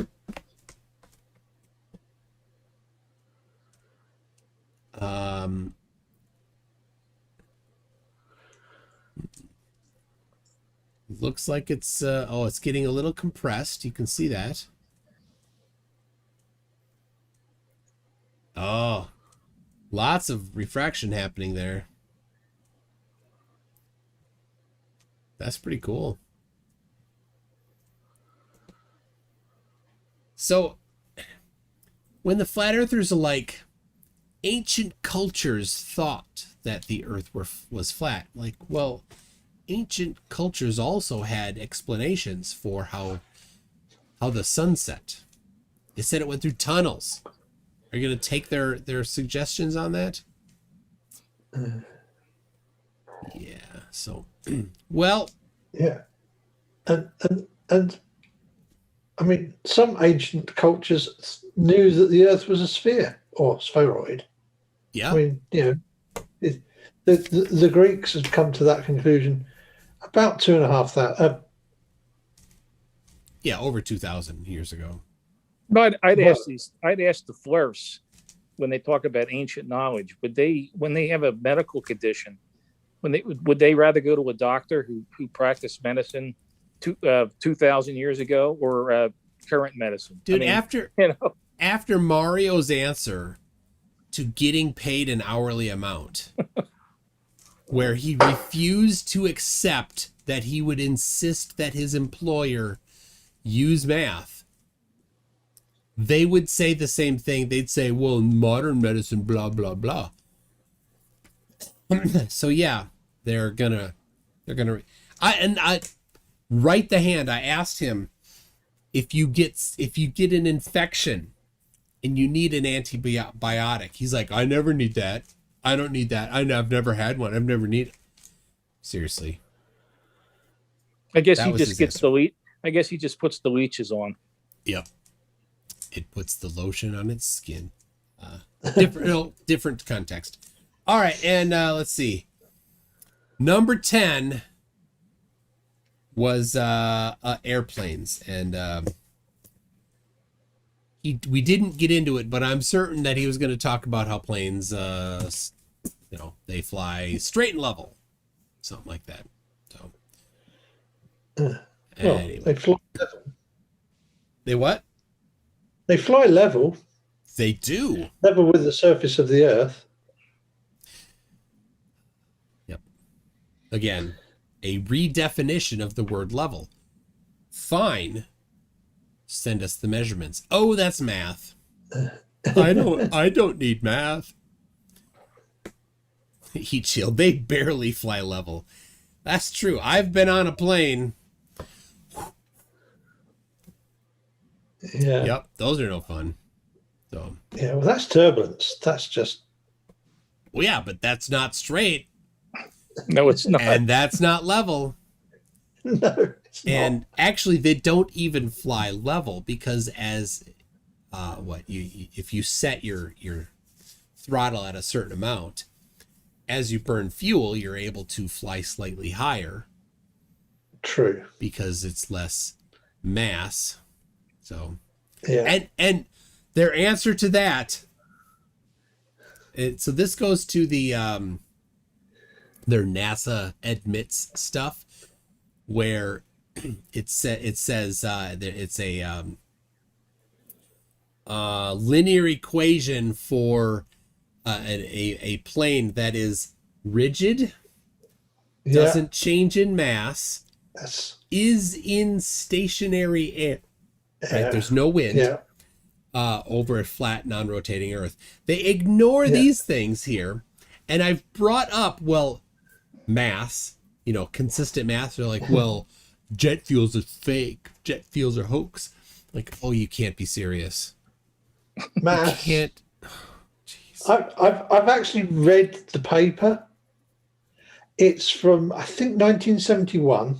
It's the 70s. And it's, you have to consider the power of computers back then. Actually, why when you are developing a design for a new aircraft and you want to make sure it's going to not crash, why do you want to calculate all these things that don't matter to the calculations of what it's going to do when flying in a local area? Yeah. That's really small. Well, there's more to it than that. If you were to do it today, they would not include those things either. No, because still, why bother? Because those things are accounted for differently, right? An airplane accounts for changing mass. You don't need to include it in the modeling ahead of time. An airplane accounts for the for wind. You don't need to account for it ahead of time. You can't account for it ahead of time because you don't know what the wind will be. You don't need to account for the rotation of the Earth because Coriolis is a very small lateral force. And you don't need to account for the spherical nature of the Earth because of how planes... Big it is. How big it is and how planes deal with things. So... Yeah, and SafeDK, it's on my website, mctoon.net/govdocs. I read all 44 of them and commented on them. Almost every single one of them talks about things like gravity, talks about the Earth rotating, talks about the Earth being spherical. And they just, of course, ignore those things. Because they don't like it.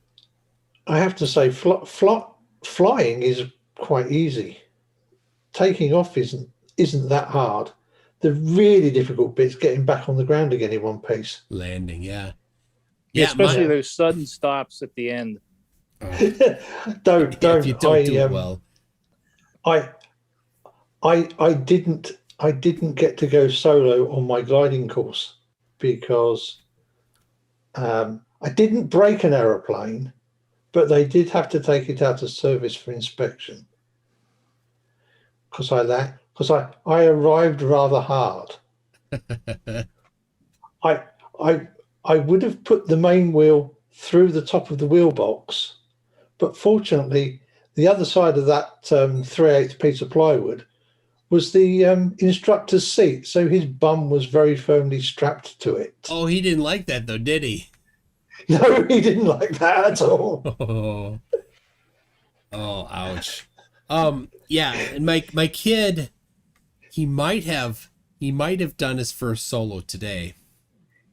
I don't know. It's coming up soon because he's getting a little bit close to where he can actually take his private license. So, congratulations to him. That's he is so excited. Really about good. it.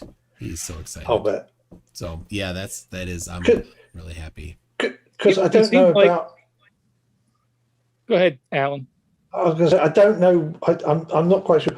I know in the UK you can go solo in an aeroplane before you can drive a car. Oh yeah, the age. Yeah. Well, he's old enough to drive a car. I'll tell you that. Yeah, that's the difference. Is because we're not allowed to drive cars until we're 17 over here. Oh, yeah, you 16 get to here. 15 for a learner's permit. With a but permit, you need to be, yeah. Some states is 14. Or if you're on a farm, you can get it even earlier sometimes. Well, I knew guys who lived on farms. They were driving trucks when they were 12. With a license or just driving trucks? No, just driving. Just driving on the fields. Yeah, no license. I drove a tractor. I grew up in a rural area for a short time. I drove a tractor when I was in second or third grade, I suppose. Yeah. And they're asking, is your son getting a pilot's license and can drive a car? Doesn't that make him older than you, Mr. 13-year-old? Says PhD Tony. SafeDK had the same problem with that. Time Lord Science. Well, I'm glad to see PhD Tony still has that edge. Yeah, he did that. He did that math probably in his head. So. Well, he's talented. Yeah, good job there. So, It's been 2 hours, and I got through the list. We do have a homework assignment for you, MC Toon, Oh, what's that? to watch Young Frankenstein. Okay. Yeah. We expect the full report and a video next week. Video. Yeah. I don't know. If you're going to watch Young Frankenstein, I would also highly recommend watching The Man with Two Brains as well at the same time. Is that Mel Brooks as well? No, that's Steve Martin. Oh. Dr. Yeah. Yeah, I love Steve Martin. I love his dog. His dog's name in The Jerk. It's funny.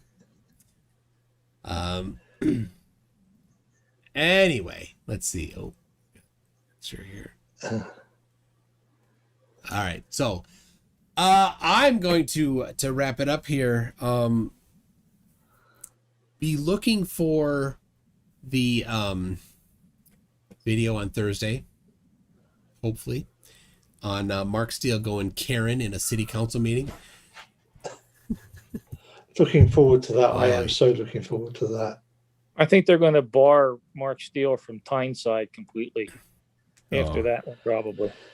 So he has, Mark Steele has a case he's trying against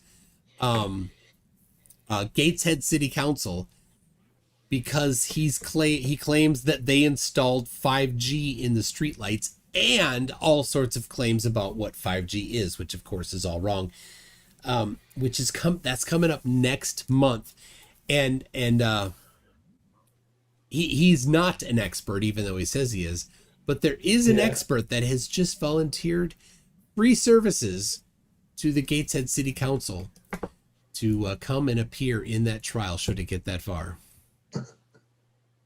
Is that you, MC Toon? It is not me. I do not live in England. It is Andrew McNeil, who has a channel on YouTube called Andrew McNeil, where he it's all about antennas. He is an actual expert in antenna design, and he analyzed the antenna that Mark Steele doesn't understand, which is this one right here. The quarter wave monopole. The quarter wave monopole. So Mark Steele claims, and he's still doing it.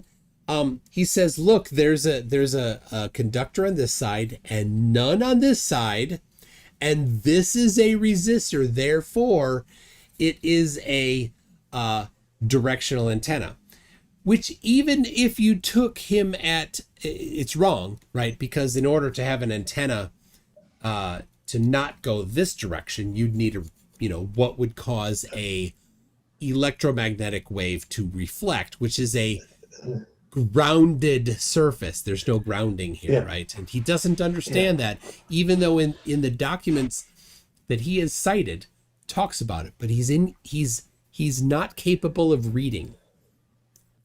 So he didn't read that. Anyway, even if it were, let's imagine for a second that this was.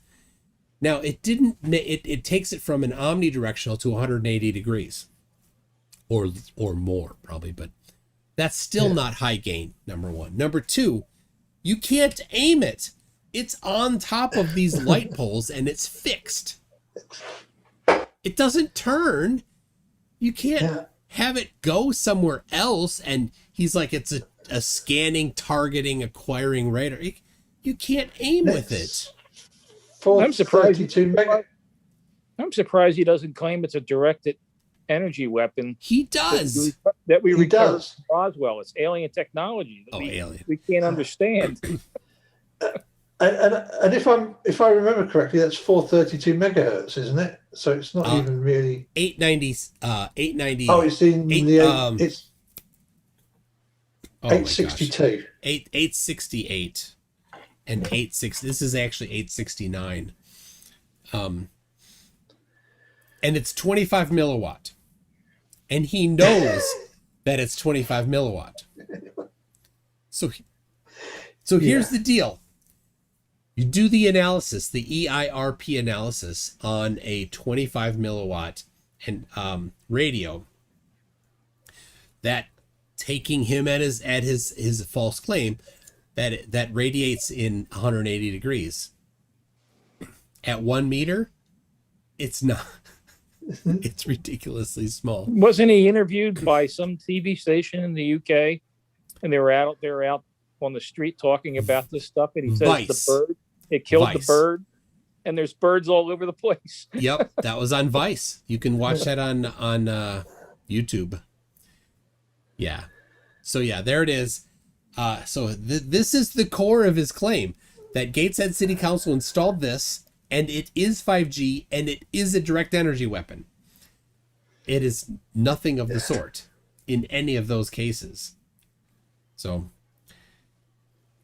he will completely lose. Of course, then he will cry to his audience of gullible idiots, and demand that they make sure that they sign up for Save Us Now so that he can get his monthly grift from them. So there it is. That's it. So yeah, the video coming out on Thursday. Look for that. Anything you want to say, Alan or Joe? It's been a pleasure. And Yeah, it's my been good nice friend, chatting. and my good friend Judy Bassett is going to think highly of me now that I've been able to speak to you for 2 hours. So, Ooh, Judy Bassett. yeah, she's one of your members, or yeah, she's on your scroll On at the the end of your scroll. videos. Very nice. Yeah, All right. Well, thank you, Judy's Judy. cool.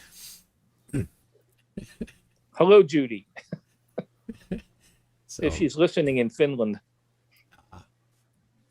are there many fjords in Finland? No, lots of lakes. Lots of lakes. I think there's fjords too. I think there's fjords.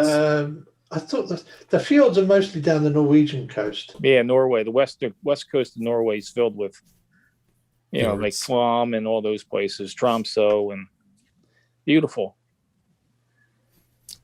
Very nice. All right. Well, thank you, Alan and Joe, for joining. Thank you to the members and patrons. I appreciate it, including Judy Bassett. So, all right. We will see you all next week, where I will have another guest joining me, hopefully, if they show up to tell us all about the truths that they think they know but don't actually know. Until then, thanks a lot. We'll see you later. Ciao. Bye. Bye.